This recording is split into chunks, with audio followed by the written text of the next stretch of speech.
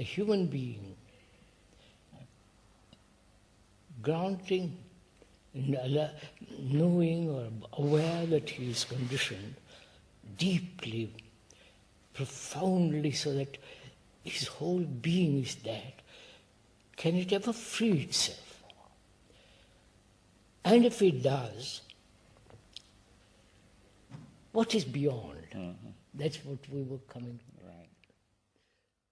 Is there a mind which is not man-made? Yes. That's what we came to. How shall we find this out?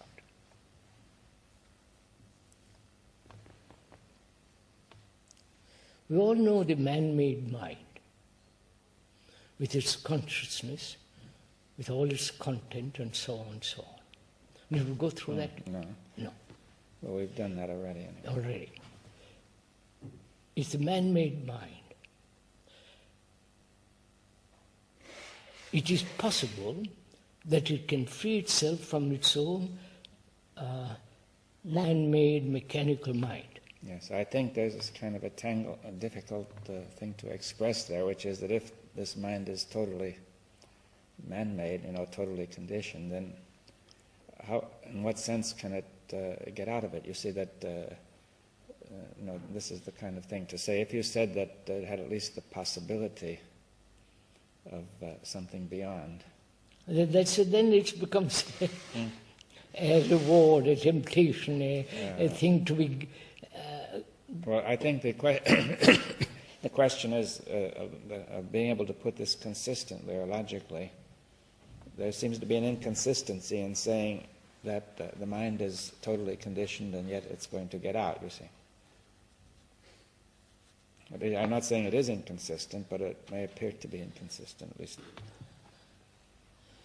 I understand that question, but if one admits that there is a part which is not conditioned, then we enter into quite that's another inconsistency. Yes. Into another inconsistency. We, in our discussion, we've said the mind being deeply conditioned, it can free itself through insight. That is the real clue to this. Would you agree to that? Yes.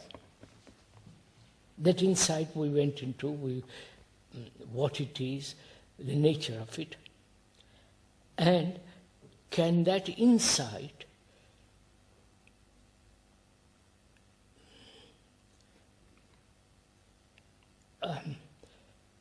uncondition the mind completely, wipe away all the illusions, all the desires and so on? Can that insight completely wipe it out? Yes. Or is it partial? Well, you see, I think the first point is that, see, if we say that mind is not static, that, you see, when one says it's totally conditioned, it suggests something static, you see, which would never change. Yes. Now, if we say mind is always in movement, then it seems in some way it becomes impossible to say what it is at this moment. You say that we could say it has been totally conditioned. No, let's say, suppose I'm totally conditioned. It's in movement, but the movement is within a border. It's within a border, yes. Within a certain field. Yes. And the field is very definitely marked out. Yes. It can expand, it can contract, but the boundary is very, very limited, definite. Yes, and also this whole structure can die away. You see, if we try to move within that structure, then we stay in some boundary. Therefore, now, it is always moving within that limitation. Yes. Can it die away to that? That's the point. That's another kind of movement. I mean, it's a kind of... Yes. In another dimension, I think you've yes. said.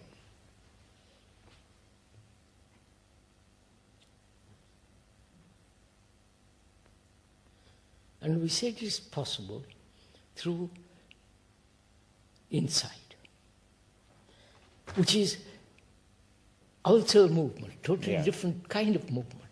Yes, I mean, but then we say that movement does not originate in the individual, right? As we said, did we say that? Right? Yes, yes. And, or nor in the general mind. It is not quite right. Yes, that's what we discussed the other Yeah. day. It is not a particular, the inside of a particular, of the particular or the general. Yeah.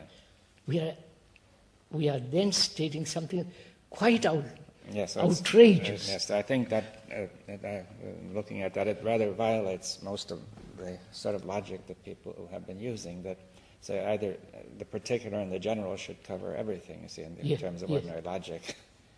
Now, if you're saying there's something beyond both, this is already a question which has not been stated, at least. And I think it has a great importance. How do we then state it, or how do we then come to it? Yes, well, you see, I've been noticing that I think people divide themselves roughly into two groups. You see, one group feels the most important thing, the ground, is the particular, concrete, particular daily activity. The other group feels that the general, the universal, is the ground. Quite. And you see, one is the more practical type and the other the more philosophical type. Yeah. And in general, this division has been visible throughout history, or also in everyday life, wherever you look. And now, But, so, is the general, yeah, we can discuss a little bit, separate from the particular? it's not, but I think most people agree with that. But the question is, what is it that's going to be given primary value? You see, people tend to give emphasis to one or the other, right? That some people give the main emphasis to the particular. But all to They say the the general is there, but if you take care of the particular, the general will be all right. Yes. The others say the general is the main thing, and the universal, and then getting that right, you'll get the particular right. You're quite. So there's been a kind of unbalance to one side or the other, a bias in people, in the mind of man. Right? And now, what was being raised here is the notion neither the general nor the particular. That's right. And then what? That's just it.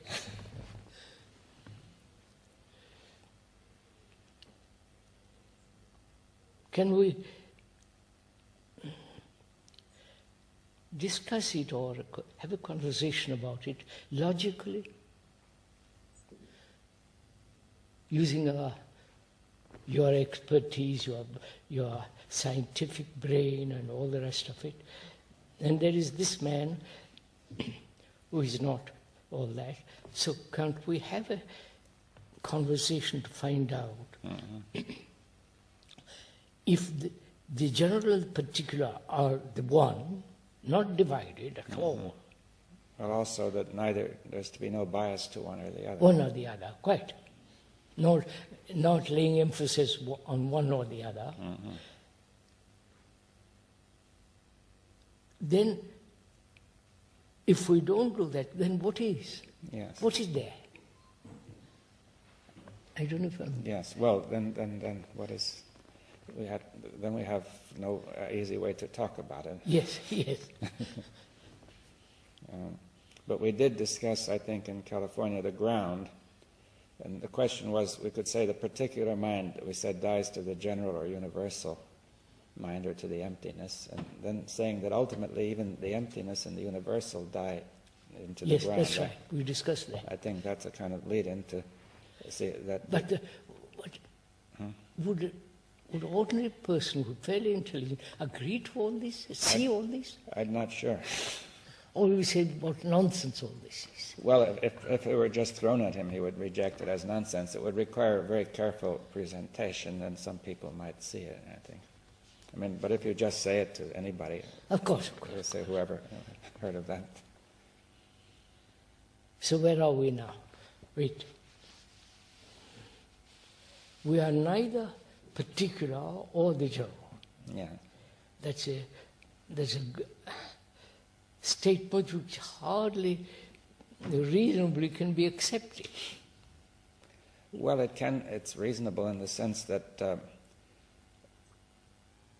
if you take thought to be a movement rather than a content, thought to be a movement, we agree to that. then the thought is the movement between the particular and the general. You see that...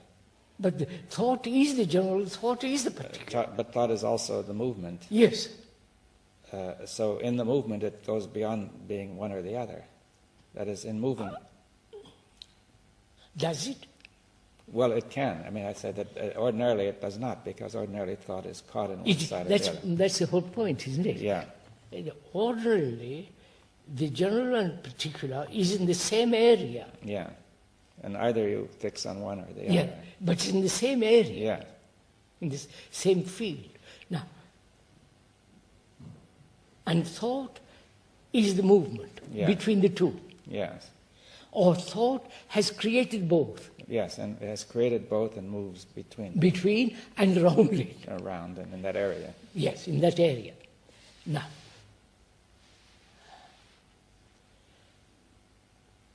and it has been doing this for millennia. Yes, and most people would feel that's all it could do. That is all it can do. Now, we are saying when thought ends, that movement which thought has created also comes to an end. Yes. And therefore, time comes to an end. Yes, we should go more slowly here, sorry. because you see it's a jump from thought to time. You see that, I mean, we've gone into it before, but it's still a jump. That right.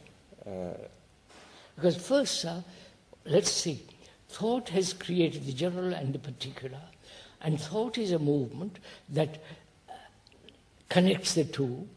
Thought moves round it, and so it is still in the same area.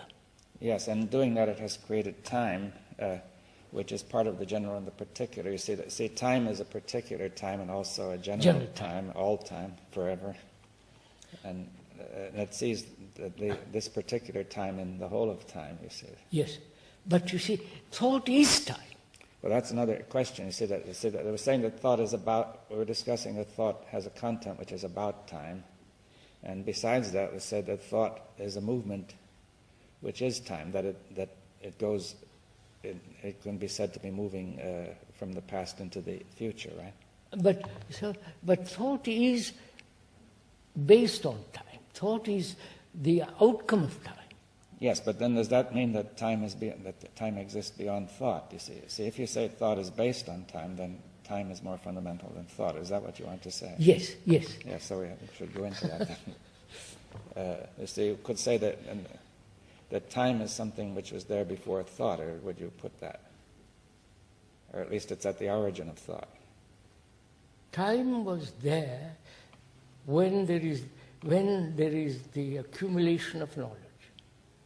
No, but that has come out of thought to some extent. No. I act and learn. Yes. Right? That action is based on not previous knowledge, but I do something, and in that doing I learn. Yes, well then that learning is registered in the memory. In the memory, and so on, so on. So is not thought essentially the movement of time? Well, I have to say, in what sense is this learning the movement of time?